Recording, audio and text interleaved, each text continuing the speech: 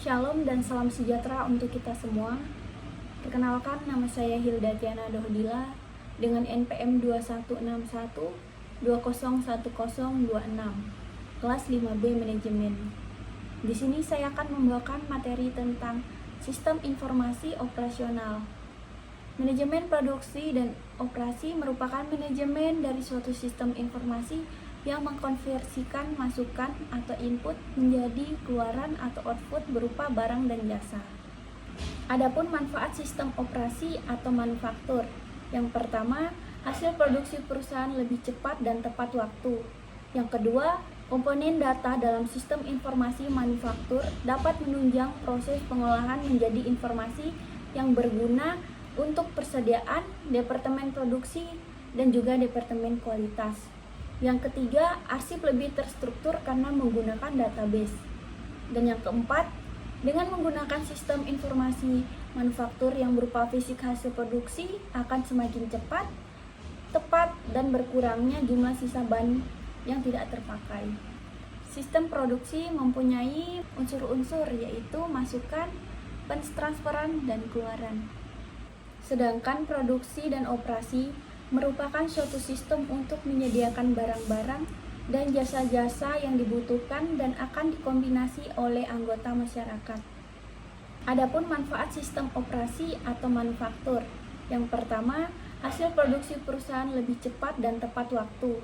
Yang kedua, komponen data dalam sistem informasi manufaktur dapat menunjang proses pengolahan menjadi informasi yang berguna untuk persediaan, departemen produksi, dan juga departemen kualitas.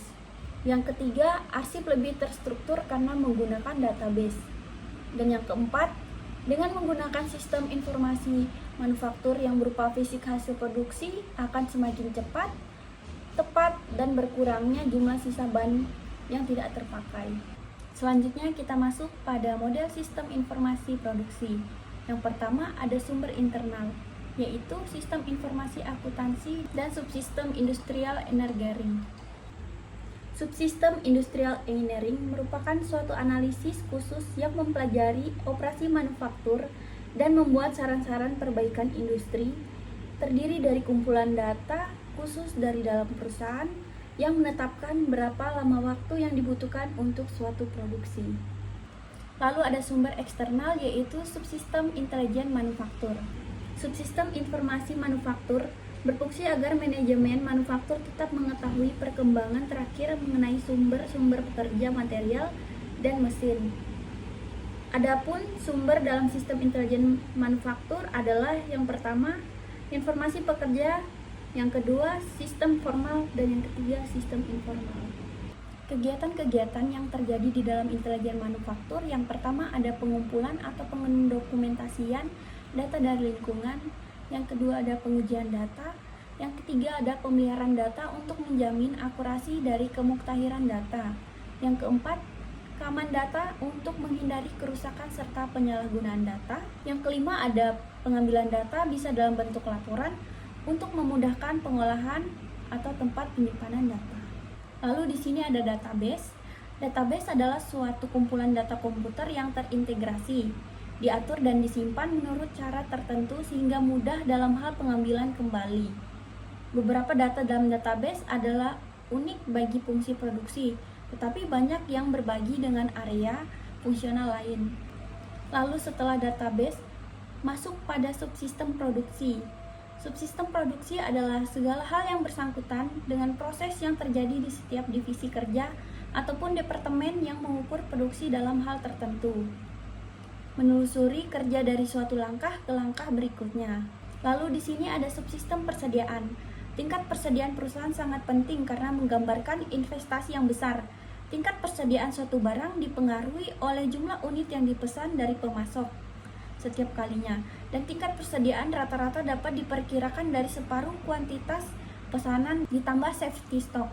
Subsistem persediaan memberikan jumlah stok, biaya holding, safety stock, dan hal-hal lain berdasarkan hasil pengolahan data dari input.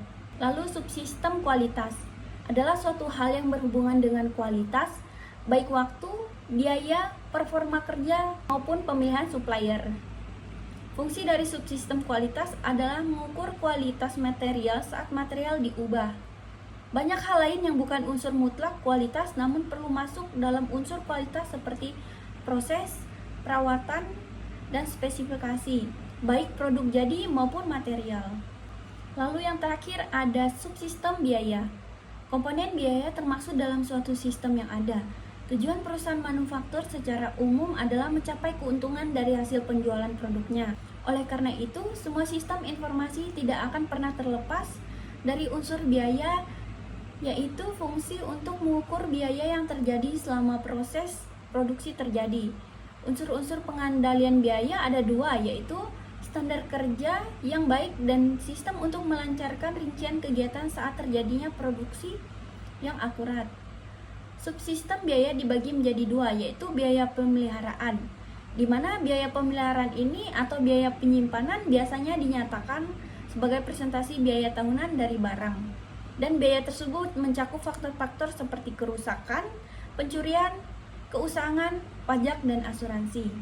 Yang kedua ada biaya pembelian, merupakan biaya yang mencakup atau biaya yang terjadi saat material dipesan, waktu pembelian, biaya telepon, biaya sekretaris, biaya formulir, pesanan, pembelian, dan sebagainya. Baik, itu saja materi yang bisa saya paparkan. Lebih dan kurangnya saya mohon maaf. Saya akhiri. Shalom dan salam sejahtera untuk kita semua.